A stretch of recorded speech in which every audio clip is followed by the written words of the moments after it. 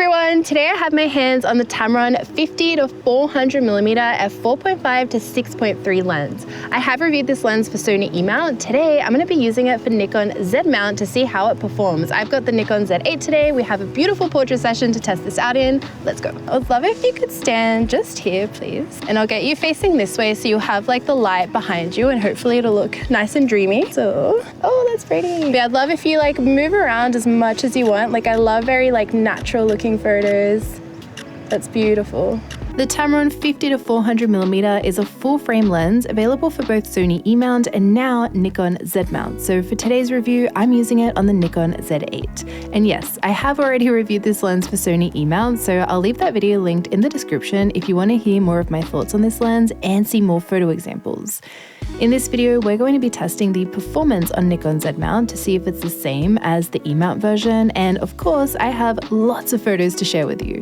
This time, they're in different lighting conditions and in a different location to my last review of this lens, as it's always good to have a variety of footage and photos to take a look at to get a better idea of the image quality of a lens. As always, I'll be sharing the unedited, straight out of camera photo first at 100% crop so you can see the details, and afterwards, the edited version of my photo. I need more green. Green, green, green. This zoom offers such a wide range of focal lengths in a relatively comfortable build. It's only about 30 grams heavier than the E mount version at 1.18 kilos. This lens has a variable aperture of f4.5-6.3 with external zoom. This lens features a zoom ring and a focus ring. It has a customizable button, a custom mode switch, a zoom lock switch, and has a 67mm filter thread. Unlike the Sony version, which has a dedicated VC switch, the Z mount version has an AF to MF switch instead. As usual with Tamron lenses, it also has a weather-sealed USB-C port. Overall, this lens is a very solid build and design. It's very comfortable to use with the Nikon Z8.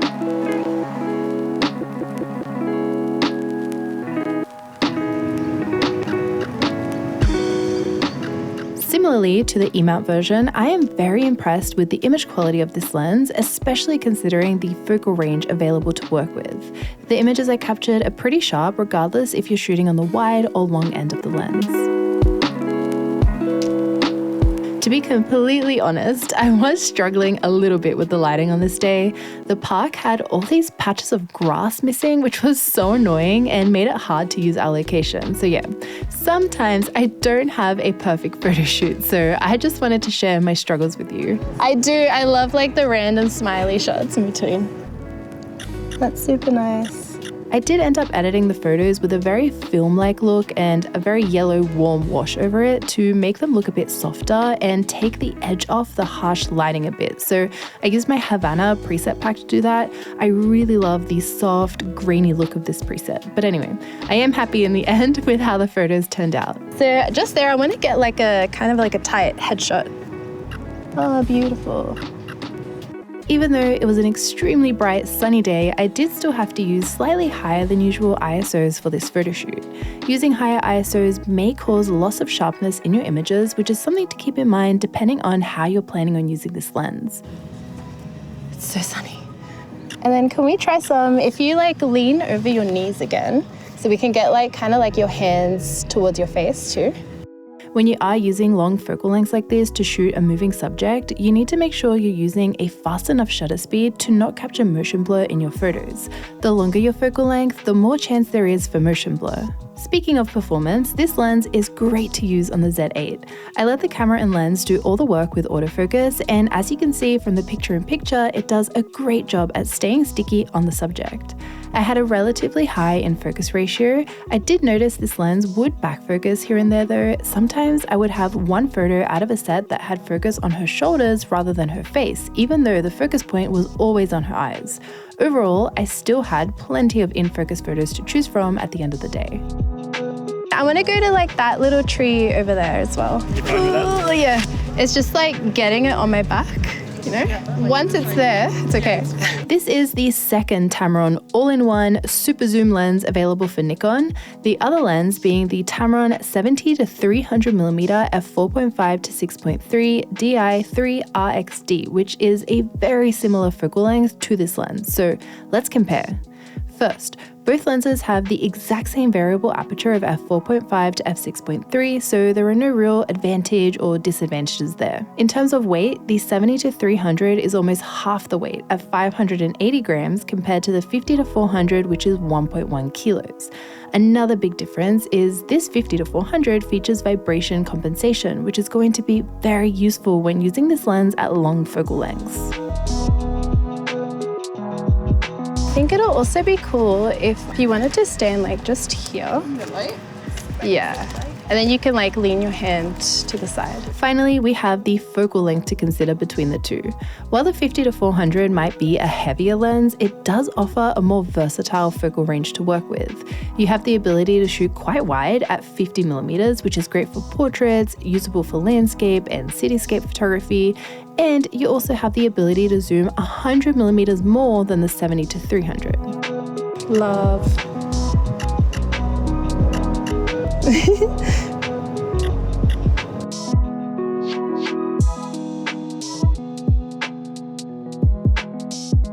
I love like these leaves here as well. Just here actually, because it's a bit more shady, had like patches of sun. Oh, that's nice with the sun on your face. Ooh, that's so cool. This lens features 9 circular aperture blades. Again, just like the E-mount version of this lens, I had the same experience with bokeh in my images, where some of the bokeh is nice and clean and looks great in the background, and other times you can really see the onion rings and the texture coming through in the bokeh, which makes it look a little bit distracting. However, I did find the bokeh is consistently round at all the focal lengths, and even though we have higher apertures to work with, you can still achieve some good background to foreground separation to help your subject pop. I tried to keep as much distance between the subject and my background as possible to help achieve this, even though it was a little bit difficult in this particular location as there is quite a lot going on in the background. I was able to get those nice photos, especially when I zoomed in at 200 millimeters and more. Okay, and then I'm just gonna move back, try and get a shot at 400. From my personal experience and tests, there is some minor chromatic aberration. In the photos where we have bright backlight, you can see slight orange fringing on Angel's legs. There is a little bit of purple fringing sometimes, and in her hair, there is a fair amount of purple and blue CA as well. I said this is minor because you can only really see it if you're zooming in and looking for it. It's such a small amount of CA that it is easily removable in post without compromising the quality of your images. So as always, I'm going to demonstrate what every main focal length of this lens looks like so we can see the entire focal range. So Angel and I are going to be standing in the same spot, and I'm going to start off with a wide shot. We've got a cute dog in the middle. That actually looks so cute with the dog.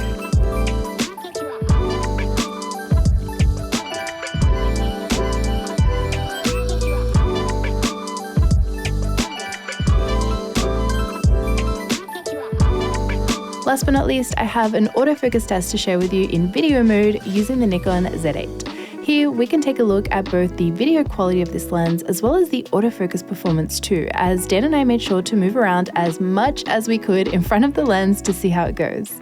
First of all, this lens is extremely sharp in video at both 50 and 400 millimeters. I really like all the fine details you can see in these video shots, and I think this lens looks sharper in video than it did in stills mode.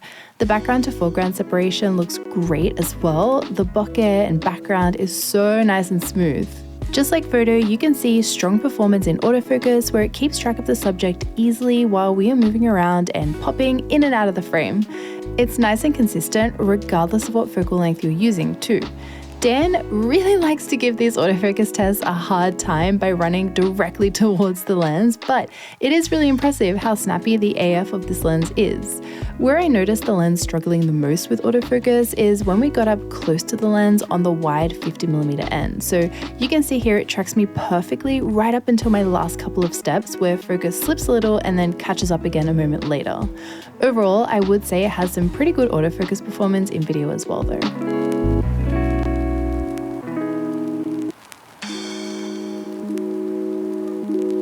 That's all I have for today's review of this lens. Let me know what you think of the photos and of the lens down in the comments below. And as always, thank you so much for watching. I make new videos every single week, so I'll see you all next time. Bye.